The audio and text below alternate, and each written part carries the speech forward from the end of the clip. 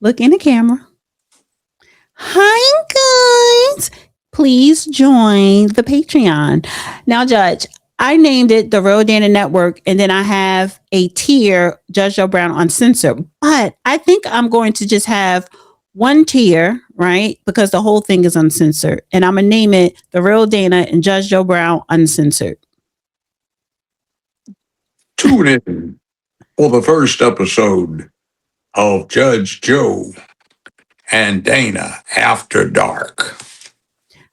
That's a good one. So, guys, go click the Patreon link below and become a member. We are building a Patreon community so that me, and especially the judge, can talk about things that he cannot talk about on YouTube or anywhere else. The reason why he gets flagged and banned, he will be discussing it on Patreon. And then I will be uploading my life when I go to the gym and stuff like that, if you're curious. But join the Patreon of Judge Joe Brown and the Real Dana. I promise I won't do anything like that. All right. And that's it. We are done. How are you? I'm good. Thank you so much for having me on. Now, Rosemary, how do you pronounce your last name? Because I know I'm going to say it wrong. No, it's okay. It's Oglesby-Henry. Oglesby. Oglesby-Henry, like Dr. Oglesby, but it's Oglesby. Okay, that's what I said. That's what I first. Yes, Professor Oglesby. Yeah, but it's Oglesby. There you go. Okay. All right. So briefly introduce yourself, because I could read a bio, but I want you to introduce yourself to the audience. So my name is Rosemary Oglesby-Henry. Currently, I'm the CEO and founder of a nonprofit organization called Rosemary's Babies Company out of Cincinnati, Ohio. We provide support for teen parents and families in Ohio, Kentucky, and Indiana. I founded that organization about 2016 because I was a teen mom. Mm-hmm. And I got pregnant at 16, housing insecure, the whole shebang. And I just felt the need that there were no resources that provided life skills and support systems to tell teen parents, this is just an obstacle. It's a hurdle that you have to overcome.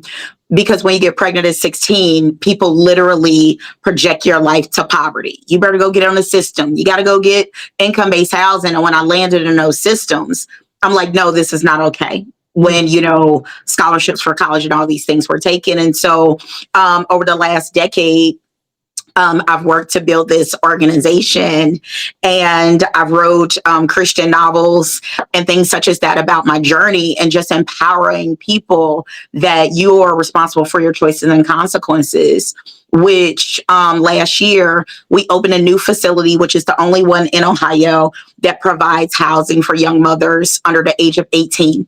And after 25 years, there was no housing for these young mothers.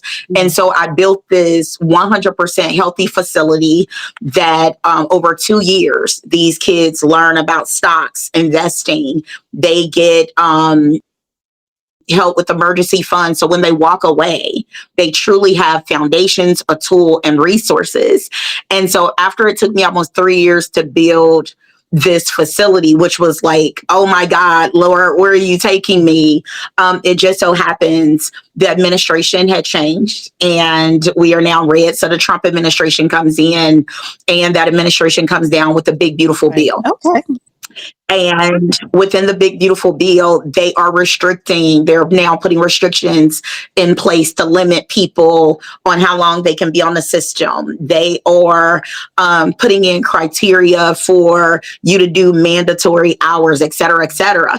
And when I looked at all of the implementations that were vital for people to have tools and resources in order to scale, or even sustain, to take control of their own lives, I'm like, oh my God, I've been doing this for the last decade. I'm a living, breathing model of these experiences.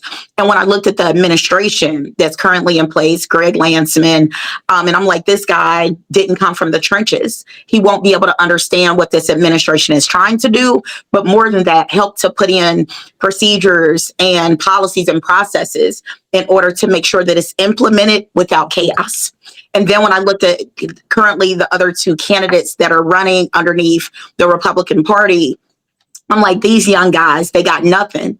I'm 10 toes down with years of return on investment, have helped thousands transform their lives. And so I stepped into the arena to run underneath the Republican ticket for a congressional seat in District 1. Ohio. In Ohio. And what cities are in District 1? What does that cover? Yeah, so the counties, they just, of course, did redistricting for District 1. So it's now Warren County, Clinton County, and Hamilton County. And it's Cincinnati? And which is Cincinnati. Around in that area. Okay, cool. Yeah, Cincinnati. All right, so I see the judge backstage.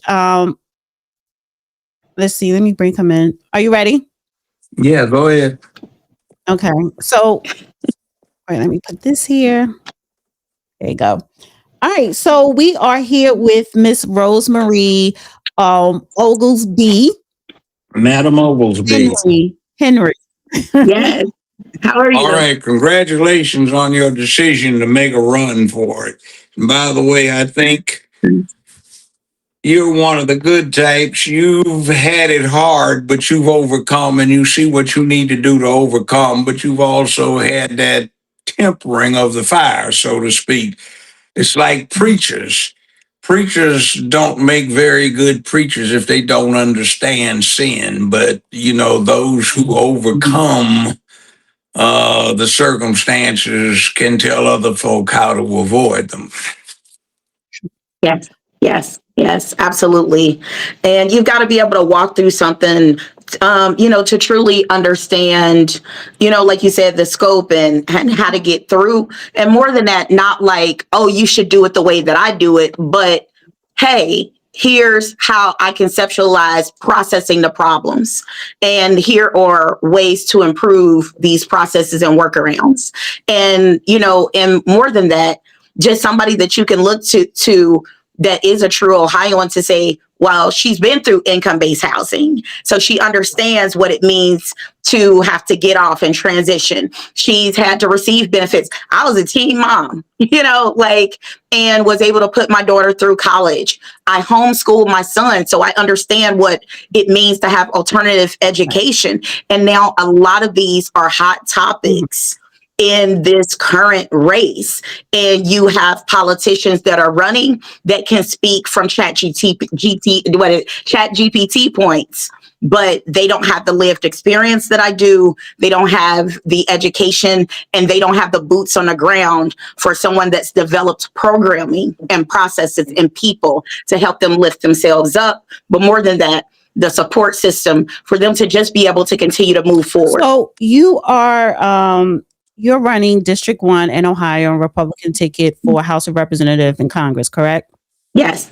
And your priorities, because I went to the website, it has economy, business, family, and education. Those 4 pillars is, your main focus. And that covers basically just about everything the American citizen, particularly in the state of Ohio, want and look for in their representation. They want to be represented when it comes to economy, when it comes to education and family. So, and I'm in Ohio too, but I'm up north in the Cleveland area. And I do want Ohio to stay red. Gotta stay red. Well, currently in District 1, Greg Landsman is blue. So, it's been something to be, underneath, a blue, congressional figure. And I think most of the time he's one of those politicians that try to walk the line. Okay. And that doesn't really help anyone, but a lot of his policies have really been for Israel and not really focused on Ohio first. And I understand that Ohio has these major challenges, and we need a congressional figure that will help us first. What challenges is Ohio you believe is facing, and how can you help when you are elected into the House of Representatives? Yeah, so I mean, first off, there's an affordability crisis everywhere. But for Ohio, there is a huge need for housing. You know, I know we talk about this nationally, but even for greater Cincinnati, I believe we're somewhere around a shortfall of 50,000 units of housing, you know, which is huge. Yeah. And then the cost of a house in Ohio is astronomical. When I went to visit Clinton County, and this is an area where the median income is somewhere between $35,000 and $45,000, which is on the lower end of the spectrum. They can't afford these rents because you're spending 30 to 40% of your income on rents. And it is because there's not enough housing. And so as a congressional figure, we need to look at that and figure out, how can I, as the congressional person over this district, streamline all three of these counties? So we have developers that might want to develop in Cincinnati, but hey, there's land out here in Warren County and in Clinton County. And how can we streamline that? How can I pull together all of the port authorities in Hamilton County, Warren County, and Clinton County to be able to have conversations to help to bring in resources, new jobs, and better support small businesses, because that brings in people, that brings in income, and it helps these communities and counties to flourish. So lately, Ohio has been in the news, and mainly because of the migrant crisis, right? And I wanted to get your perspective. You know, what is going on in Ohio when it comes to the migrant crisis with as far as illegals? I don't see a lot of that going on, but you know, now what came out of Minnesota with the fraud, Ohio is the second state with the largest population of Somalians. So is that an issue in this state when it comes to fraud or the illegal migrant crisis? Yeah, I know in Cincinnati, we have about 10,000 estimated undocumented or unwelcome guests, as some people call them. And up north, where like Dave Chappelle lives, there's a lot of Haitian population up there. There is fraud, waste, and abuse in a lot of areas and different scopes. It just so happens the focus right now is on the Somali population. Like you, I watched it come out in full view. You know, I run a nonprofit, and, you know, it's very difficult for my organization to, you know, have any fraud and abuse because we are constantly being audited and things such as that. But when you look at some of the policies that have been put in place underneath a lot of these, the Democratic administrations, they have kind of been more lenient on making sure that these businesses and organizations are audited, making sure that they meet the requirements.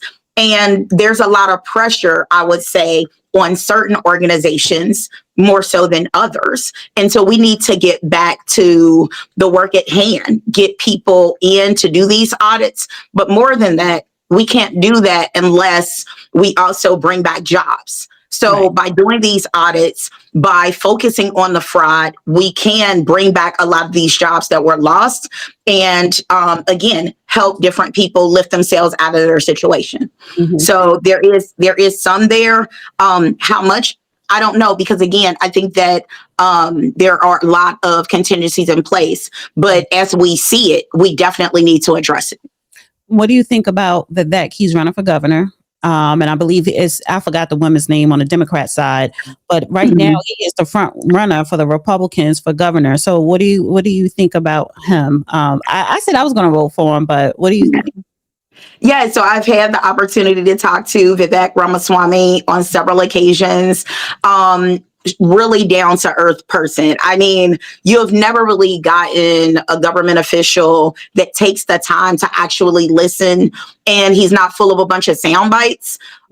He's bringing a very different perspective to Ohio, especially as a businessman. He's younger too.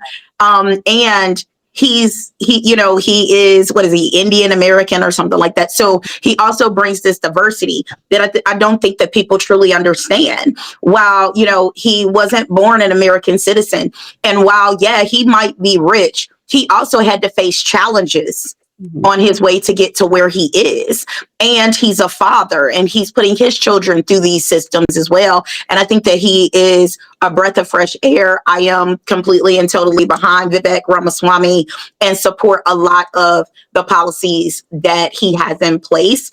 Some I would love to have a seat at the table to work that out if he is voted in as our next governor, and just have some conversations to make sure that as a congressional figure, I'm working hand in hand with our governor to make sure, again, that all people in Ohio, especially the district that I'm serving, they have a voice in what their needs are.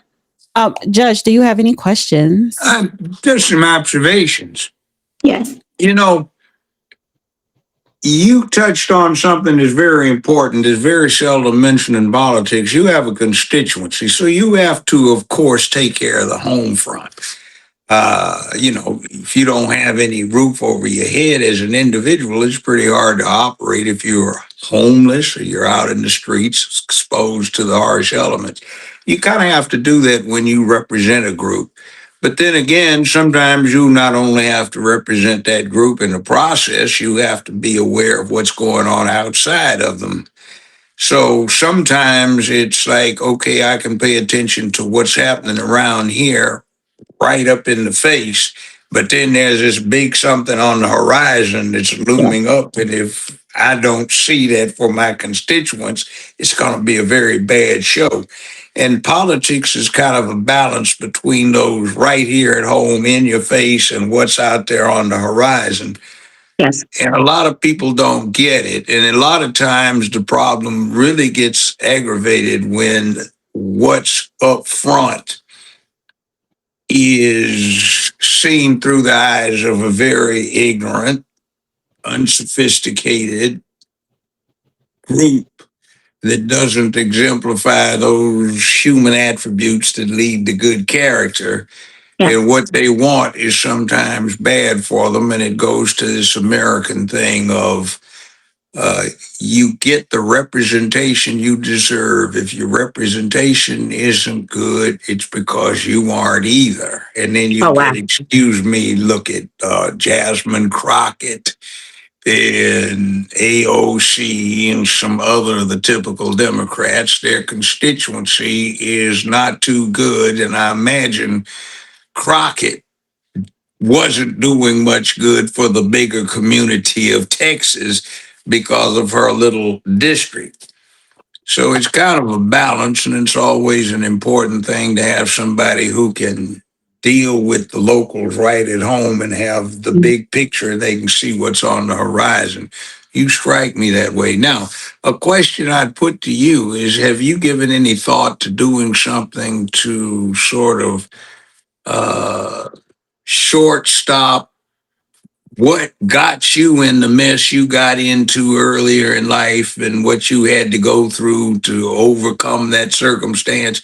I see too much on the other side of a push for license, for immorality, for the wrong kind of concept about what's going on, instead of helping yourself, getting caught in the trap of forever and ever somebody's supposed to take care of you so you never grow up and you get stuck in that teenage thing of, you can't tell me what to do. I'm just as grown as anybody else, and you can't pay your rent, can't pay a mortgage, can't pay a car note, can't buy groceries, can't do anything else, but you think you're grown and you're dependent on everybody else. Now, I like it that you seem to be away from that. So good. Can you want to tell us about thoughts you've had about these kind of things? If you want to, or go where you want to. No, You it's fine. campaign. It's fine. I completely understand where you're coming from.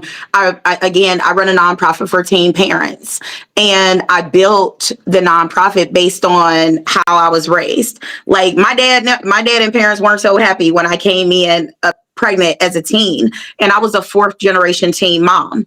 And so none of my sisters and brothers and even my children were teen parents, because my kids knew you better be married before you come in here, with telling me that you're going to be a mom or be a dad. And that went for both of my kids.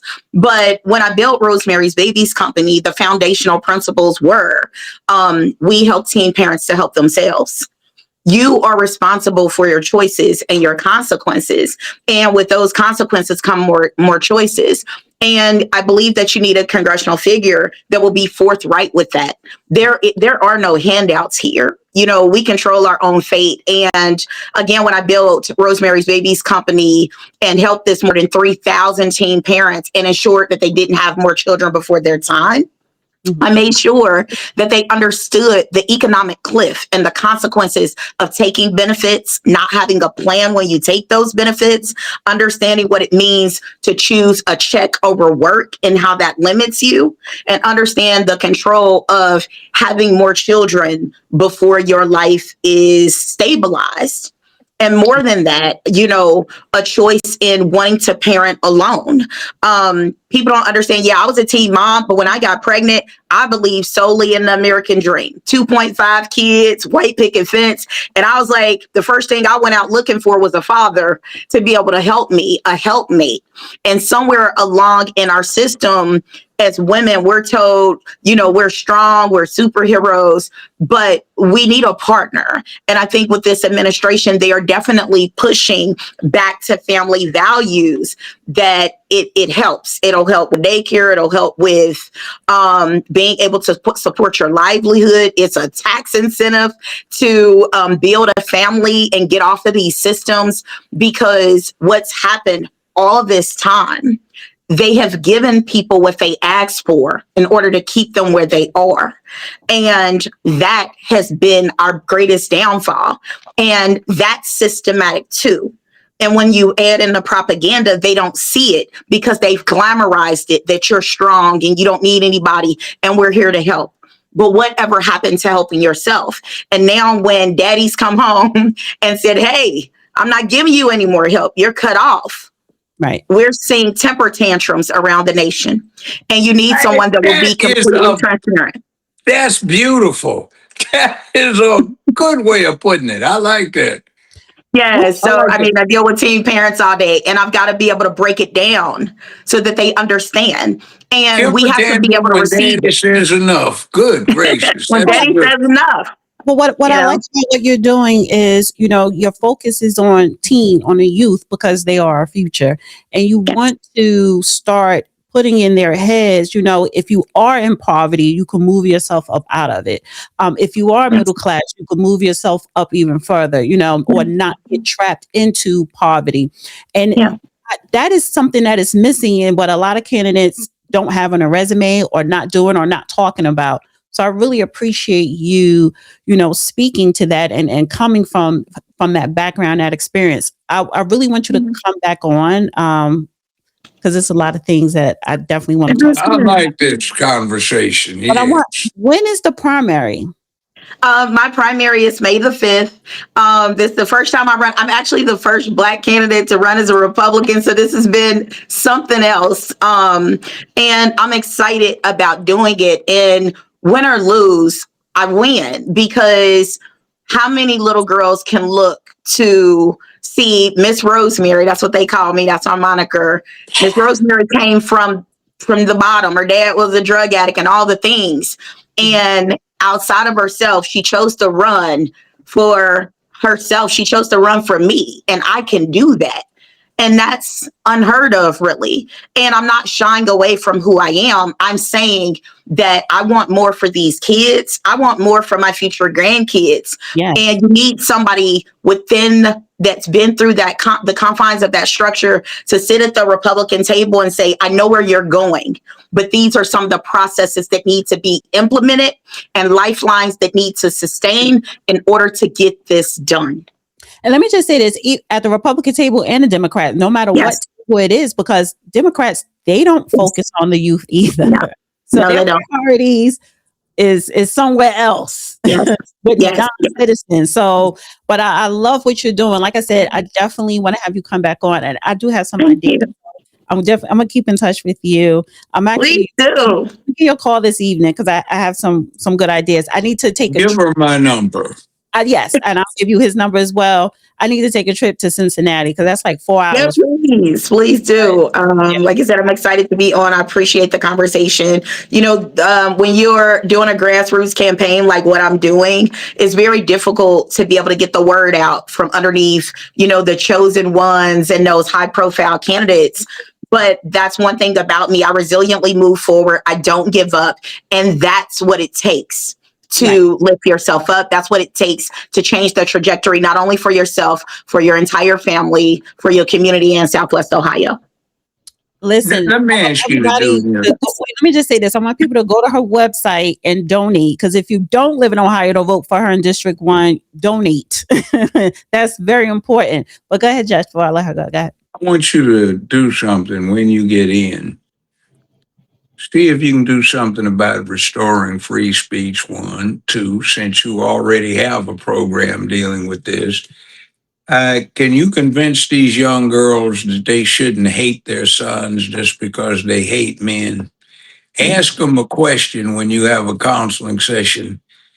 Can anybody tell me what a man is good for? And listen to their answers, and you will have a comeback I can give you, which is, how are you going to raise your boys to be men if you don't know what they're good for?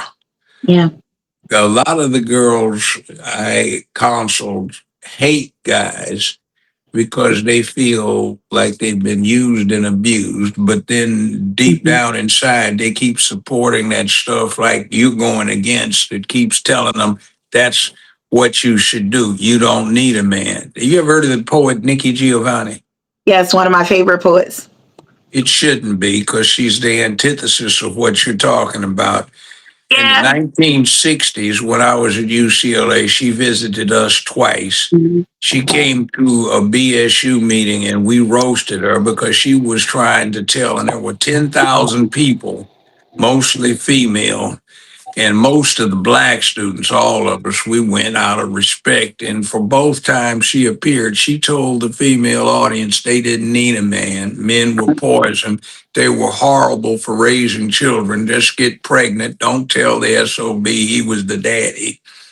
And keep the men out of the children's lives. And she spread that message all over the United States of America between 67 and about 70.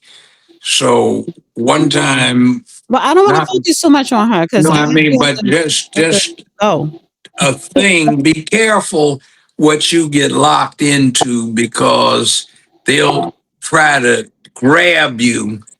Did you ever see John Wick? I think so. Remember when the hotel manager told him to be careful? Don't dip a toe in that pond. Something will reach out and grab you and yank you in. Sometimes people may want to speak out against what you're doing right. There'll be a very few, but they'll try to come at you like it's a whole big bunch of them. Stand firm on your principles. That's why people used to go to church. Now the preachers don't talk about sin. It's about belief and putting money in the congregation, and they're looking at sin dancing right in front of their pulpit. Maybe Leviticus 20:13 they forgot about, but there it is. So to go along, to get along, they don't talk about it, and they hardly have anybody out in the pews in their congregation. But stand firm, because I like what you're saying, and you have a beautiful way of phrasing it. Well, thank you so much. And I appreciate that. My dad used to tell me, oh, I'm named after my grandmother. Her name is Rose, and she passed away a few years ago. But she used to tell me, she said, all you have is your name. And she said, education is the one thing they can't take from you. And so, you know, and when I think about my name, I want to be talked about in rooms that I'm not in the same way that you talk about me when I'm in those rooms. And so I have to run this race as I would, because I know that my kids are looking at me. I know my babies are looking at me, and I just want to make, first and foremost, do what God called me to do. And so, like I said, I appreciate that, and I will.